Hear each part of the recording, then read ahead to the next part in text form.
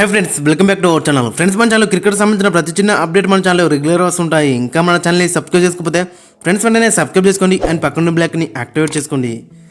And అదే ఇంకా మన వీడియోని లైక్ చేయకపోతే ఫ్రెండ్స్ వెంటనే లైక్ చేసి మన వీడియోలోకి అయితే ఎంటర్ చేద్దాం. ఫ్రెండ్స్ తప్పకుండా లైక్ చేసి మన వీడియో మార్కెట్కి ఫస్ట్గా రీచ్ అవుతుంది. ఇక ఐపీఎల్ 2024లో మరి మ్యాచ్ నెంబర్ 27 వచ్చేసి అక్కడ పీబీకేఎస్ వర్సెస్ అక్కడ ఆర్ఆర్. ఈ మ్యాచ్ వచ్చేసి మరి అక్కడ ముల్లన్పూర్లో జరగబోతుంది, అక్కడ పీబీకేఎస్ యొక్క హోమ్ గ్రౌండ్లో. ఇక్కడ యూజువల్గా చూసుకుంటే మన చాలా అంచెల మరి అక్కడ సీమర్లకు అయితే హెల్ప్ ఉంటుంది. ఫస్ట్ ఇనిషియల్గా మాత్రం చాలా అంచెల మరి అక్కడ సీమర్లకు అయితే మరి అక్కడ స్వింగ్ అయితే అవుతుంది. మరి చూడాలి మరి అక్కడ ట్రెండ్ బోల్ట్ వీళ్ళు ఉన్నారు కాబట్టి మరి వాళ్ళకు తగ్గట్టు ఎలాంటి పిచ్ ఇస్తారనేది మనకి ఇంట్రెస్టింగ్గా కనబడుతుంది. ఇక వీరి మధ్య హెడ్ ఒకసారి చూసుకుంటే మొత్తం 26 మ్యాచ్లో అక్కడ 11 మ్యాచ్లు పంజాబ్ కింగ్స్కి వెళ్తే మరి అక్కడ 15 మ్యాచ్లు రాజస్థాన్ రాయల్స్ గెలిచింది. మరి స్లైట్ ఎడ్జ్ మాత్రం అక్కడ రాజస్థాన్ రాయల్స్కి ఉందని చెప్పుకోవచ్చు.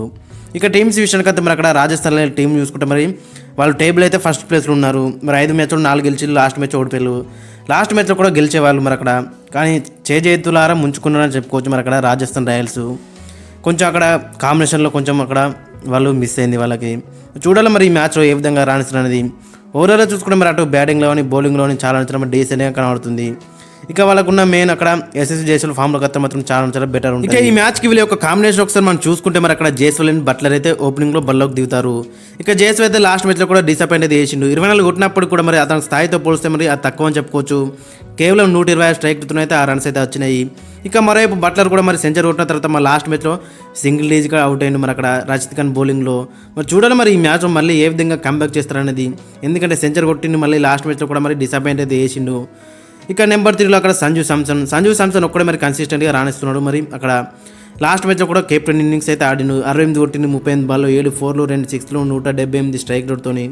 మరి చూడాలి మరి ఈ మ్యాచ్లో ఏ విధంగా రాణిస్తారు అనేది. ఇక నెంబర్ 4లో రియాన్ పరాగ్ అయితే మరి ఆర్ఆర్కి హైయెస్ట్ రన్ గేటర్ ఈ సీజన్లో. లాస్ట్ మ్యాచ్లో కూడా 76 కొట్టిండు, 48 బాల్లో 158 స్ట్రైక్ రేట్తో 3 4లు 5 6లు అయితే కొట్టిండు. మరి చూడాలి మరి ఈ మ్యాచ్లో ఏ విధంగా రాణిస్తారు. ఎందుకంటే అక్కడ మరి పంజాబ్ వీక్ అనేది కొంచెం సీమర్లకి ఫ్రెండ్లీ ఉంటుంది కాబట్టి మరి ఆ స్విమ్మింగ్ కండిషన్స్లో మరి అక్కడ ఏ విధంగా రాణిస్తారు అనేది మనకి ఇంట్రెస్టింగ్ కనబడుతుంది. ఇక నెంబర్ 5లో హెడ్ మేర్ కూడా లాస్ట్ మ్యాచ్లో వచ్చి మంచి మెరుపు ఇన్నింగ్స్ అయితే ఆడిను. 260 స్ట్రైక్ కొడుతున్న 1 4 1 6 అయితే కొట్టిండు. మరి ఈ మ్యాచ్లో కూడా అదే కంటిన్యూ చేయాలని అతను చూస్తాడు.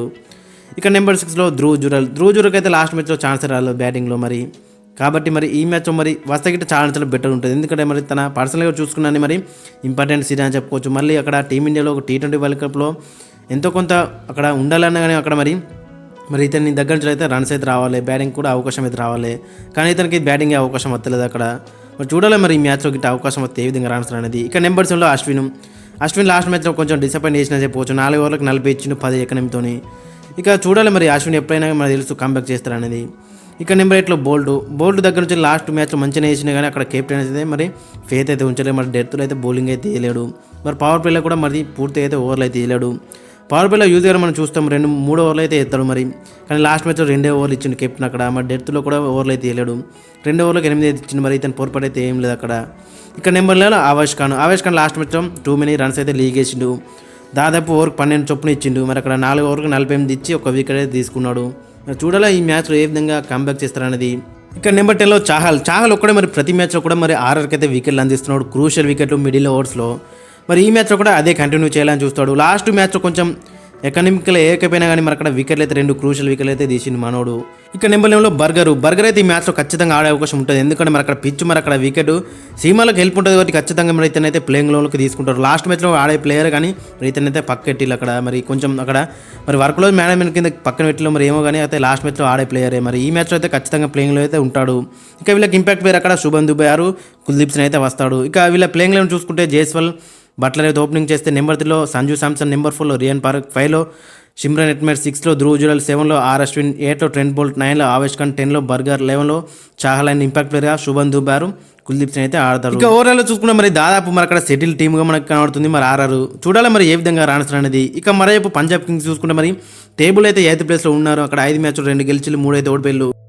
బట్ లాస్ట్ 2 మ్యాచ్లు చూసుకుంటే మరి అక్కడ డిఫరెంట్ టీమ్ కనబడుతుంది పంజాబ్ కింగ్స్ అయితే. ఎందుకంటే మరి అక్కడ ఫినిషర్స్ ఇద్దరు శశాంక్ సింగ్ అండ్ అశుతోష్ శర్మ మాత్రం మంచి ఫామ్ ఉన్నారు. మరి చూసినాక లాస్ట్ మ్యాచ్లో వాళ్ళిద్దరు ఎలాంటి నాకాడిల్లో ఆల్మోస్ట్ మ్యాచ్ అయితే గెలిపించారు అక్కడ. మరి కాబట్టి మరి వాళ్ళిద్దరి నుంచి చాలా డేంజర్స్ ఉంటాయి అక్కడ మరి అక్కడ ఆర్ఆర్కి అయితే. ఇక వీళ్ళ ఒక కాంబినేషన్ ఒకసారి మనం చూసుకుంటే ధావన్ అండ్ బెస్ట్తో ఓపెనింగ్ చేస్తారు. మరి ధావన్ లాస్ట్ మ్యాచ్ కూడా డిసప్పాయింట్ చేసిండు. మరి అక్కడ అంతకుముందు మ్యాచ్లో మరి ఎల్ఎస్జీ పైన 70 కొట్టిండు, ఆర్సీబీ పైన 45 కొట్టిండు. మరి కాబట్టి మరి ధావన్ ఈ మ్యాచ్ మరి కెప్టెన్ ఇన్నింగ్స్ వస్తే మాత్రం చాలా బెటర్ ఉంటుంది. ఇక నెంబర్ 2లో అక్కడ బైస్టో కూడా మరి ప్రతి మ్యాచ్ కూడా మరి ఇతను ఇబ్బంది పడుతున్నా చెప్పుకోవచ్చు. ఒక ఎల్ఏజీ మీద 42 కొట్టిండు, అది మినాయిస్తే మరి ఏ మ్యాచ్ కూడా మంచిగా ఆడింది అయితే లేదు. మరి చూడాలి మరి ఇతను కంటిన్యూ చేస్తారు లేదంటే మరి వేరే ప్లేయర్ గిట్ట మరి వెళ్తారనేది. ఎందుకంటే మరి అక్కడ రసో కూడా ఉన్నాడు, అక్కడ మరి రసో గిట్ట ఛాన్స్ ఇస్తారనేది చూడాలి. ఇక నెంబర్ 3లో ప్రభు సిమ్రన్ సింగ్ మరి లాస్ట్ మ్యాచ్లో డిసప్పాయింట్ చేసిన చెప్పుకోవచ్చు. అంతకుముందు మ్యాచ్లో మరి అక్కడ 20-30 కొట్టాను, మరి 200 స్ట్రైక్ రేట్తో అయితే కొట్టింది మనోడు. కానీ లాస్ట్ మ్యాచ్లో సింగిల్ డిజిట్కే అవుట్ అయ్యిండు. చూడాలి మరి ఈ మ్యాచ్లో ఏ విధంగా కంబ్యాక్ చేస్తారనేది. ఇక నెంబర్ 4లో శామ్ కరణ్ లాస్ట్ మ్యాచ్లో మరి డీసెంట్గా రానిచ్చినట్టు బ్యాట్తో కానీ బౌల్తో కానీ కొంచెం స్ట్రైక్ రేట్ తక్కువ ఉన్నా కానీ అక్కడ బ్యాట్తోని మరి ఆ క్రూషల్ రన్స్ అయితే కొట్టింది. మరి అక్కడ ప్రెజర్లో 29 కొట్టింది, 22 బాల్లో 2 4లు 2 6లు అయితే కొట్టింది 130 స్ట్రైక్ రేట్తో. బాల్తో కూడా మరి క్రూషల్ వికెట్ అయితే తీసిండు. ఇక చూడాలి మరి ఈ మ్యాచ్లో ఏ విధంగా రాణిస్తున్నది. ఇక నెంబర్ 5లో సికిందర్ రాజా, ఒకవేళ గిట్ట మరి లివింగ్ స్టోన్ గిట్ట ఫిట్ ఉంటే మాత్రం ఖచ్చితంగా మరి లివింగ్ స్టోన్ ఆడే అవకాశం ఉంటుంది. ఇక సికిందర్ రాజా కూడా మరి అక్కడ బ్యాట్తో అయితే 28 కొట్టింది 22 బాల్లో, మరి అక్కడ స్ట్రైక్ రేట్ మాత్రం 127 మాత్రం. ఇక నెంబర్ 6లో శశాంక్ సింగ్ లాస్ట్ 2 మ్యాచ్ల నుంచి చూస్తున్నాం మరి పంజాబ్ కింగ్స్ ఎలాంటి ఫినిషింగ్ టచ్ ఇస్తున్నాడు.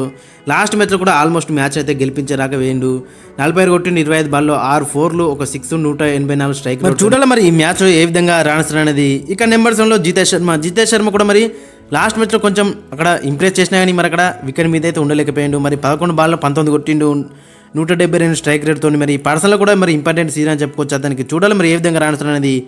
ఇక నెంబర్ 8లో బ్రార్ కూడా మరి లాస్ట్ మ్యాచ్లో డిసప్పాయింట్ అయితే చేసిండు. మరి అక్కడ 4 ఓవర్లకి 48 రన్లు అయితే ఇచ్చిండు, మరి అక్కడ 12 ఎకనమీతోని. చూడాలి మరి ఈ మ్యాచ్ ఏ విధంగా అతను కంబ్యాక్ చేస్తారనేది. అంతకుముందు మ్యాచ్లో మాత్రం ఎకనామికల్గానే వేసిండు, మరి వికెట్ కూడా తీసుకున్నాడు. ఇక నెంబర్ 9లో హర్షల్ పటేల్ లాస్ట్ మ్యాచ్లో కొంచెం మరి డీసెంట్గా బౌలింగ్ చేసిన చెప్పుకోవచ్చు. మరి 4 ఓవర్లకు 30 రన్లు ఇచ్చిండు, అక్కడ 2 వికెట్లు తీసుకున్నాడు అండ్ 7.5 ఎకనమీతోని. అంతకుముందు మ్యాచ్లో మరి ఓవర్కు 11 అయితే ఇచ్చింది, మరి కానీ లాస్ట్ మ్యాచ్లో కొంచెం కంబ్యాక్ ఇచ్చిందని చెప్పుకోవచ్చు. ఇక నెంబర్ 10లో రబాడా కూడా లాస్ట్ మ్యాచ్లో డీసెంట్గా వేసిండు 8 ఎకనమీతోని, 1 వికెట్ తీసుకున్నాడు 4 ఓవర్లకు 32 రన్లు మాత్రం ఇచ్చిండు.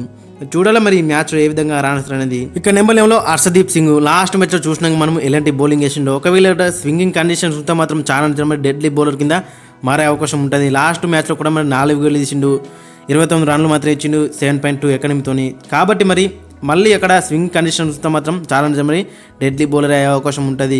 ఇక వీళ్ళకి ఇంపాక్ట్ పేరుగా అశుతోష్ శర్మ అయితే బరిలోకి దిగుతాడు. ఇతను కూడా మరి అక్కడ శశాంక్ సింగ్తో కలిసి మరి మంచి ఫినిషింగ్ టచ్ అయితే ఇస్తున్నాడు అక్కడ పంజాబ్ కింగ్స్కి.